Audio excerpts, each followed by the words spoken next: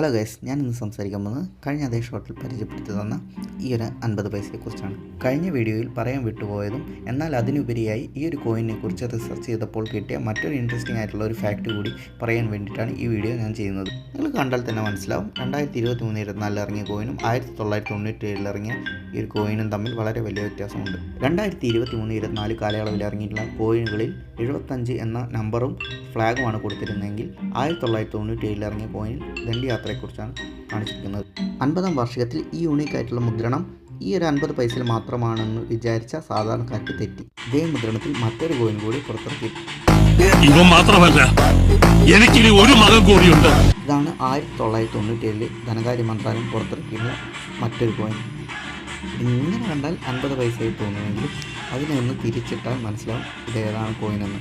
Highly collectible ആയിട്ടുള്ളതും ശേഖരണാവശ്യത്തിന് മാത്രമായിട്ട് ഉപയോഗിക്കുന്നതുമായ ഒരു കോമമറേറ്റീവ് കോയിനാണ് ഇത്. ഇതിൻ്റെ ഉപയോഗം വളരെ കുറവാണ്. എന്തെന്നാൽ ഇതൊരു സ്മാരക രൂപേണ പുറത്തിറക്കിയ ഒരു കോയിനാണ്. നിങ്ങളിപ്പോൾ ഈ ഫോട്ടോയിൽ കാണുന്നത് 50-ാം വാർഷികത്തിന് പുറത്തിറക്കാനിരുന്ന 50 രൂപയുടെ ഒരു പ്രൊമോ കോയിനാണ്. ഇതിൽ സൂക്ഷിച്ചു നോക്കിയാൽ 50 years ഓഫ് ഇന്ത്യൻ ഇൻഡിപെൻഡൻസ് എന്നും കോമമറേറ്റീവ് കോയിൻ എന്നും നിങ്ങൾ കാണാവുന്നു. ഇങ്ങനെയുള്ള ഇൻട്രസ്റ്റിംഗ് ഫാക്റ്റിനായി ഇപ്പോൾ തന്നെ സബ്സ്ക്രൈബ്